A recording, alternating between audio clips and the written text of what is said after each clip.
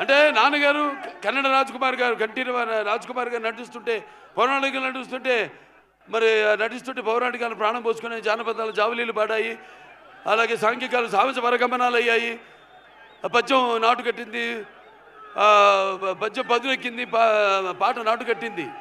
అలాగా ఈరోజు వరుణదేవుడు కూడా ప్రకృతి కూడా ఈ యొక్క మా కలయికను ఈ యొక్క సినిమా ఫంక్షన్ ఇక్కడ జరుపుకోవడం. సో మనం ఉంటాం షవర్స్ ఆఫ్ బ్లెస్సింగ్స్ అని.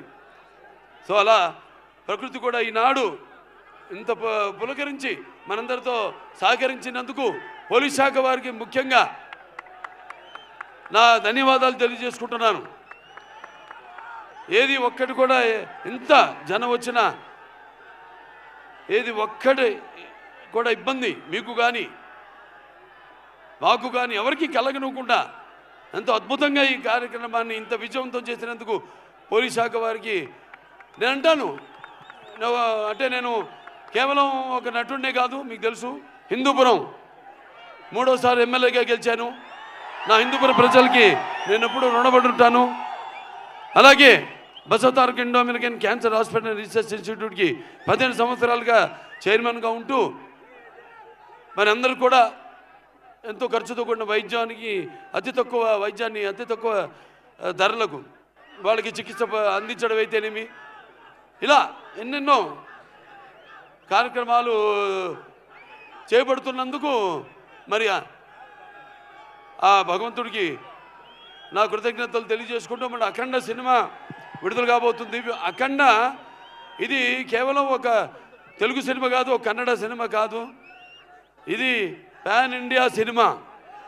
అంటే first certified pan India film, first certified. దీంట్లో ముందుగా మేము అఖండ 1 తీసాము. పాండమిక్ అప్పుడు బాగా కోవిడ్ ఉధృతంగా ఉన్న టైంలో అందరు భయపడుతుంటే సినిమాలు రిలీజ్ చేయడానికి జనం వస్తారా రారా థియేటర్కి చూస్తారా లేదా అన్న తరుణంలో ఆ సినిమాని విడుదల చేయడం అయింది. మొట్టమొదటి భారతీయ చలనచిత్రం రిలీజ్ అయింది. ఆ తర్వాత మిగతా సినిమాలన్నీ రిలీజ్ అయినాయి. ఆ సినిమాలో మనం చూపించింది ఏంటి? పిల్లల జోలికి కానీ ప్రకృతి జోలికి కానీ ధర్మం జోలికి కానీ వస్తే భగవంతుడు మనిషిలోకి ఆవహిస్తాడని.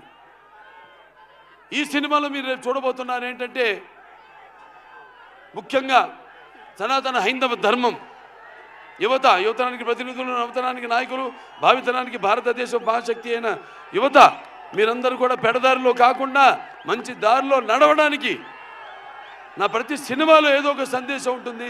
అటువంటిదే ఈ అఖండ తాండవం. రేపు చూస్తారు సినిమా ఎంత అద్భుతంగా. ఒక్కొక్కళ్ళ గురించి నేను చెప్పక్కర్లేదు. మా డైరెక్టర్ గారు ఉన్నారు బోయపాటి శ్రీను గారు. మేము చేసిన 4వ సినిమా.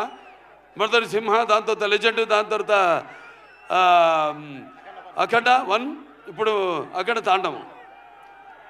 ప్రతి ఒక్కరు కూడా ఈ స్టేజ్ మీద ఉన్న ప్రతి ఒక్కరు కూడా ఈ పాత్రలో ఎలా జీవించి ఎంత బాగా ఆ పాత్రలకు మరి పరకాయ ప్రవేశం చేసి అణువులో ఆ పాత్ర నింపుకుని ఎలా పాత్రలకి న్యాయం చేశారో మీరే చూస్తారు ఈ సినిమాల్లో.